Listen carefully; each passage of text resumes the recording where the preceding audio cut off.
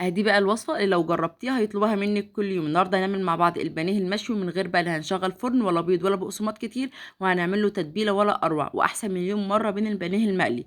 اللحم بيطلع معانا دايب وطري جدا وحاجه كده في منتهى الجمال. فيلا بينا بقى نسمي الله كده ونصلي على الرسول. بس لو لسه اول مره تتابعيني يا ريت ما تنسيش تعملي لايك واشتراك القناه عشان يوصلك كل جديد. في الاول كده معايا الكبه بتاعتي، هنزل هنا ببصلايه وطماطميه 3 فصوص من الثوم، ومعايا قرن فلفل حار تقدري تستغنى عنه بس بصراحه بيدي طعم حلو جدا، ومعايا 3 معالق كبار كده من الخل. هفرمهم كده فرم ناعم في الكبه او في الخلاط. وفي الوقت ده هجيب المصفى بتاعتي وهصفي بقى التتبيله بتاعتي كويس جدا.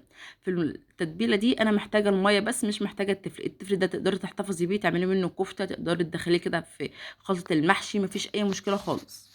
هاخد بقى الميه بتاعت التتبيله ونبدا بقى نحط عليها البهارات بتاعتنا. معايا هنا معلقه صغيره من بهارات الفراخ وملح وبابريكا كزبره فلفل اسود والزعتر وجنزبيل وعود قرفه وتوم باودر. ومعايا هنا معلقتين كبار كده من المايونيز، لو مش متوفر تقدري تحطي معلقتين كبار كده من الزبادي. ومعايا معلقه كبيره كده من الصويا صوص، لو برده مش متوفره تقدري تحطي معلقه كبيره كده من العسل الاسود او العسل الابيض. هقلب بقى التتبيله دي، وعايزه اقول لك طعم وريحه التتبيله دي بجد في حته تانية. ويا سلام بقى لما تبيت الفراخ فيها من بالليل. جبت بقى صدور الفراخ بتاعتي كده وهقطعها كده لشرايح. الصدر بقسمه على 2، وحسب بقى حجم الصدر، لو كبير شويه ممكن تقسميه على 3. اهم حاجه ما تخليش الطبقه رقيقه قوي بحيث ان هي ما تنشفش معاكي. هنزل بقى هنا بصدور الفراخ بتاعتي في التتبيله. طبعا الافضل لو انت بقى عايزه التتبيله للفراخ تتشربها كويس جدا تبقى من بالليل. هتدوقي لحم دايب كده وطعم في منتهى الجمال. او لو مستعجله قوي تبقى قبلها بساعتين وسيبها في التتبيله وبرده هتاخدي طعم ولا اروع من كده. هسيبها بقى في التتبيله بتاعتنا لغايه ما تتشرب كده التتبيله كويس جدا. هجيب بقى الجريلا بتاعتي وهنزل معلقتين كبار كده من الزيت. الوصفه النهارده مش هنستخدم زيت كتير. وهجيب بقى الفراخ بتاعتي، بس اهم حاجه الزيت بتاعنا يسخن كويس جدا. ليه بقى؟ عشان ما تنزلش الميه بتاعتها وتحتفظ بالعصاره بتاعتها كده ويبقى اللحم بتاعنا دايب وطري معانا. اهم حاجه ما نقلبش في الصدور بتاعتنا كتير علشان بس ما تتهريش مننا وتنزل العصاره بتاعتها. اول ما بتاخد لون ببدا بقى اقلبها كده على الناحيه التانية. عايزه اقول لك ريحه التتبيله بجد كانت خطيره جدا. هتعجبك الوصفه دي، سهله جدا وبسيطه وحلوه كده في الصيف. بجد ما تاخدش وقفه معانا. تعالوا بقى كده اول ما بتاخد لون وتطلع باللون الجميل والحلاوه دي نشيلها بقى كده على جنب، ونطلعها ونجهز مع بعض احلى شويه رز بسمتي هنعملهم النهارده. حط بقى الحله بتاعتي كده على النار، وهنزل كده معلقتين كبار كده من الزيت، ومعايا هنا بصلايه كده مخرطاها كده مكعبات على ايديا، بصراحه بتكون افضل من المبشوره.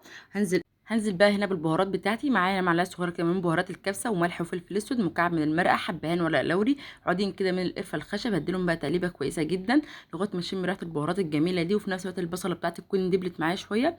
في الوقت ده انا مجهزه معايا هنا كوبايتين من الرز البسمتي، انا غسلاه مش نقعاه قبلها بساعه ولا حاجه، يا دوبك بس غسلته. هنزل بقى بالرز بتاعي، واديله بقى تشويحه حلوه جدا. التشويحه دي بتخلي الرز بتاعنا كده يطلع كده مفلفل وجميل وما يكونش كده معجن معانا ولا اي حاجه. في الوقت ده انا مجهزه معايا ميه سخنه تكون مغليه، دي اهم حاجه. هنزل هنا ب3 كوبايات ونص. انا ضايفه كوبايتين من الرز، هضيف عليهم 3 كوبايات ونص من الميه، ما بضيفش ال4 كاملين. هغطيه بقى لغايه ما يتشرب الميه بتاعته كويس جدا.